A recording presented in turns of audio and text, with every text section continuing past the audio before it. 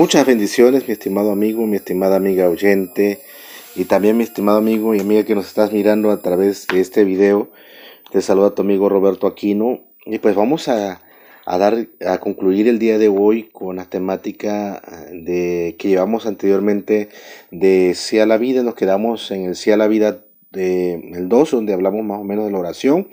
Hoy vamos a concluir con Sí a la Vida, el paso 3, donde estaremos hablando un poco más también para concluir el tema anterior, sí, una continuación, por así decirlo, sí, de que estuvimos hablando de la oración, ¿no? Y pues quiero leer primero que nada, primero de Juan, capítulo 5, versículo 14, que nos dice: esta es la confianza que tenemos al acercarnos a Dios, que si pedimos conforme a su voluntad, Él nos oye. ¿Sí? Lo primero que observamos en esta palabra, en este versículo, es que tenemos la confianza, tenemos una confianza de acercarnos a Dios, ¿sí? Podemos acercarnos a Dios confiadamente y tenemos también que si pedimos conforme a su voluntad, Él nos oye. Pero hay una cosa muy importante: está la voluntad de Dios y está nuestra voluntad. ¿Qué es lo importante en la vida? La voluntad de Dios, ¿sí? Si es bajo la voluntad de Dios. Ahora bien, cuando en un día cualquiera aparece frente a mí un gran problema, ¿sí? Hay que recordar la experiencia, por ejemplo, y recuerdo la experiencia del rey David, que decía: el Señor es mi luz y mi salvación, ¿a quién temeré? ¿Sí? Y eso lo vemos en el Salmo 27, 1, ¿sí? Y bueno, ese salmo nos continúa recordando las veces en el cual Dios habría librado a David de sus enemigos, ¿sí? Ahora, si hoy tenemos un problema, tenemos que presentárselo al Señor en oración, ¿sí? Y esperar en Él. Y cuando sea solucionado, anotarlo, ¿sí? Recomiendo anotarlo para que podamos dar un testimonio a las demás personas de las maravillas que Dios ha hecho en nuestra vida. ¿Sí? La Biblia nos da la certidumbre de que Dios no solamente oye las oraciones de sus hijos, sino también las contesta. La oración es un recurso que Dios nos ha dado para gozar de la comunión con nuestro Creador, para obtener tantas cosas grandes como cosas pequeñas, ¿sí? Para vencer obstáculos, ¿sí? Para vencer en guerras pequeñas, en batallas grandes, como muchas veces nos ha pasado, ¿sí? Ahora, yo animo a que se hagan esas oraciones, nos acerquemos a Dios principalmente. Ahora bien, cuando oramos queremos tener la seguridad de que Dios oiga y como resultado nos responda. Entonces vamos a ver en breve, ¿sí? La clase de oración que a Él le gusta responder, ¿sí? La clase de oración que a Dios le gusta responder, perdón. Si tú sigues estos principios, entonces sabemos que Dios inclusive va a responder todo lo que nosotros pidamos, pero recuerden, siempre y cuando sea la voluntad de Dios.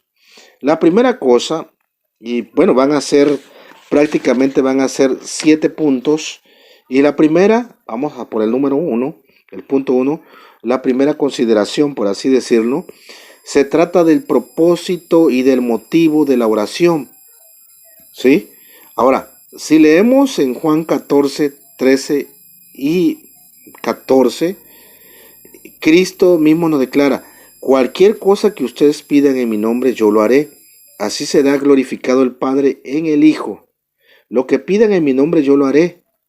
Ahora, debemos preguntarnos nosotros, ¿sí? Debemos preguntarnos al orar: ¿la contestación que deseo traerá gloria a Dios? ¿Sí?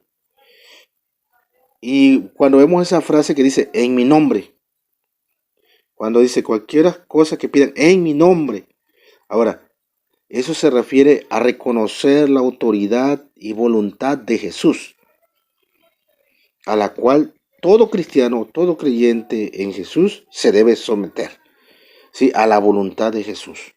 ¿Sí? Esa es la primera condición. La segunda condición, la segunda condición es que tenemos que pedir conforme a la voluntad del Padre. ¿Sí? Y leemos: esta es la confianza que tenemos al acercarnos a Dios, que si pedimos conforme a su voluntad, Él nos oye. Y lo vimos hace un momento en la palabra que acabamos de leer, que se encuentra en 1 de Juan capítulo 5, versículo 14. Para poder hacerlo, uno tiene que conocer bien lo que el Señor quiere, ¿sí? Por ejemplo, en el libro de Santiago, capítulo 4, versículo del 1 al 4, nos explica que hay muchos que no reciben lo que están pidiendo porque piden mal para gastar en sus propios placeres, ¿sí? Y eso se refiere a los placeres mundanos, es decir, a los placeres no bíblicos, ¿sí? Hay muchas personas que quizás pueden pedir un carro y el Señor no se los da, pueden pedir cualquier otra cosa, pero el Señor tampoco se los da. Ahora, me recuerdo que alguien me dijo una vez, ¿estás pidiendo un vehículo? Sí. Para empezar, ¿sabes manejar el vehículo? No, pues dije, no lo sé manejar. Ah, bueno, pues entonces, olvídate que esa sea la voluntad de Dios, de que tal vez te regale un vehículo si no lo sabes manejar, ¿no? ¿Sí? Y bueno, esa es la segunda condición. La tercera condición, esta tercera condición se dirige solamente a los hombres casados. Y nos dice la palabra, de igual manera ustedes, esposos, sean comprensivos en su vida conyugal, tratando cada uno a su esposa con respeto, ya que como mujer es más delicada y ambos son herederos del gran don de la vida. Así nada estorbará las oraciones de ustedes.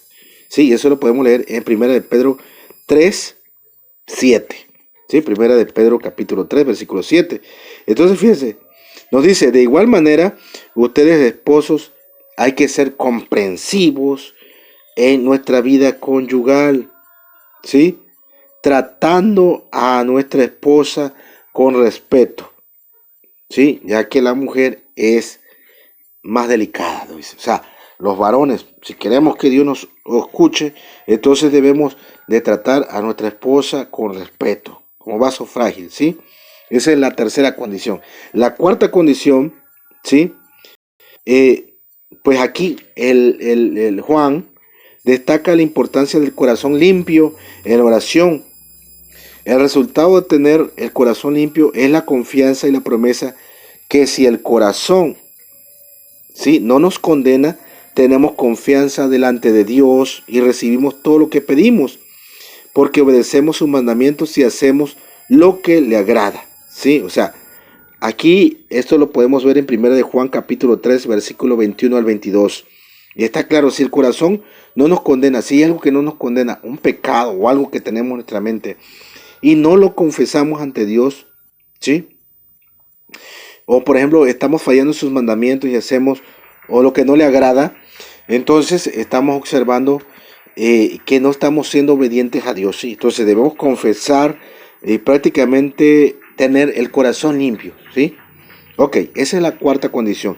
La quinta condición nos dice el apóstol Pablo que la oración siempre debe ser con gratitud, ¿sí? Dándole gracias a Dios. Y lo podemos leer en Filipenses capítulo 4, versículo 6, que nos dice, no se inquieten por nada, más bien en toda ocasión, con oración y ruego, presenten sus peticiones a Dios y denle gracias. ¿Sí? Decir gracias, papá, por esto. Gracias, Dios, por esto. Gracias por lo que está pasando. Gracias, Señor. Eso es estar siempre con la gratitud. ¿Sí? Ese es la consideración número 5. Ahora, vamos con el 6, la consideración 6. El salmista nos dice en el Salmo capítulo 66, versículo 18. Si en mi corazón hubiera yo abrigado maldad, el Señor no me habría escuchado. ¿Sí? Dicho sencillamente, el pecado conocido, el pecado conocido estorba la oración. ¿Sí? El pecado priva a uno de la comunión con el Padre. ¿Sí? Si hay pecados no confesados, entonces eso evita que la oración llegue al Padre, dice. Por lo tanto, Dios Padre no puede escuchar la oración del creyente con pecado conocido que no ha confesado, ¿sí? Por tal motivo es tan importante que nosotros confesemos perdonemos, si es posible pedir perdón, reconciliarse, restituir, ¿sí? Etcétera. Podemos hablar muchas cosas, ¿sí? Y lo podemos leer en el libro de Marcos, capítulo 11, versículo del 25 al 27, ¿sí? Y esto es para mantener las líneas abiertas de comunicación con Dios, ¿sí? Las líneas abiertas para que Dios nos escuche, ¿sí? Ahora vamos con la séptima consideración, el número 7, por así decirlo. Dice, después de todo, el elemento más importante en la oración es la fe, ¿sí? Uno tiene que orar con la fe. La fe abre las puertas del cielo en la oración. ¿Sí? Y te voy a dar dos versículos bíblicos. Mateo capítulo 21, versículo 22 y Marcos capítulo 11, versículo 24. ¿Sí? Porque la Biblia nos explica en Hebreos 11, 6, ¿sí? Que sin fe es imposible agradar a Dios. ¿Sí? Tenemos que tener fe para agradarle a Dios. ¿Qué es la fe? ¿Sí? Lo podemos leer en Hebreos 11 igual.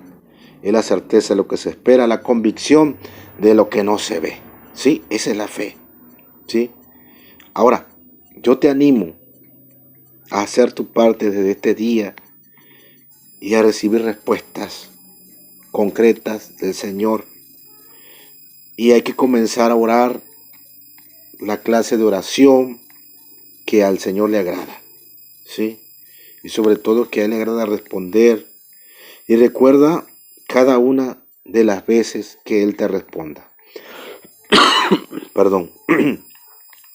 Recuerda cada día cuando Él te responde, anótalo para dar testimonio de lo que Dios ha hecho en tu vida a partir de hoy.